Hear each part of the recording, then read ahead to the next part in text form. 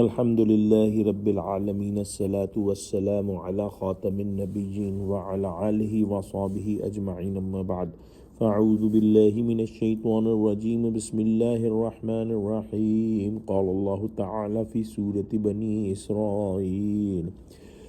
وَيَسْأَلُونَكَ عَنِ الرُّوحِ قل الروح من أمر ربي وما أوتيتم من العلم إلا قليلا. Translation: And they ask you about the spirit or soul. Say, the soul is by the command of my Rabb, and you, mankind, have not been granted its knowledge except a little. In this ayah, Allah subhanahu wa ta'ala has spoken about the soul. It must be understood that the true reality of the soul and the discussions surrounding it are entirely beyond the complete grasp of human beings. There is such an extensive volume of detail on this subject that if one were to enumerate them, it would require several hours of lectures.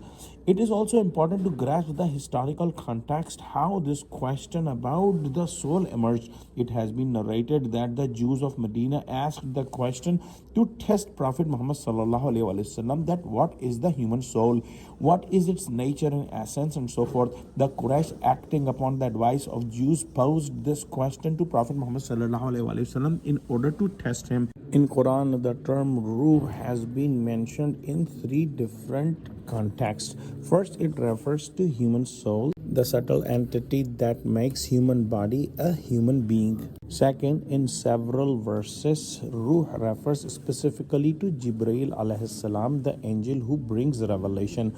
Third, the term ruh is also used for the revelation itself. Revelation descends upon the blessed heart of the Prophet Muhammad sallallahu alaihi wasallam, as it is stated in Quran. The trustworthy spirit has brought it down upon your heart. Thus indicates that the heart is the center of spiritual reception and understanding. Scholars have explained that there are two conceptual realms. One is the realm of creation or alam-e khalq, in which things come into existence through processes, causes, and gradual development, and their time and space are operative. The other is realm of command, alam-e amr, which is associated with the divine command and is beyond our familiar framework of time and space. The soul belongs to the alam-e amr, and the human body is belong to the alam-e khalq. So the human being is the only creation that is composed of components from alam-e khalq and alam-e amr. The human body that belongs to the alam-e khalq or realm of creation originates from the earth.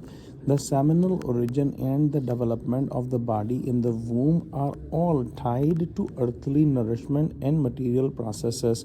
The other is the soul, which belongs to the realm of command or alam-e amr. It is mentioned in a hadith that when the fetus reaches an age of 4 months in the womb of mother, an angel breathes the soul into it, and at that point the human being becomes complete in this sense. This must be understood as well that the honor and dignity of the human being are rooted in the presence of the soul. Allah says, وَنَفَخْتُ فِيهِ مِنْ رُوحِي, and I breathed into him of my spirit. And that was the time the angels were commanded to prostrate to Adam alayhi salam. This attribution is one of the honor and distinction, and it was after this that the angels were commanded to prostrate to Adam alayhi salam. This soul represents the great trust that humanity accepted while other creations refrained from bearing it.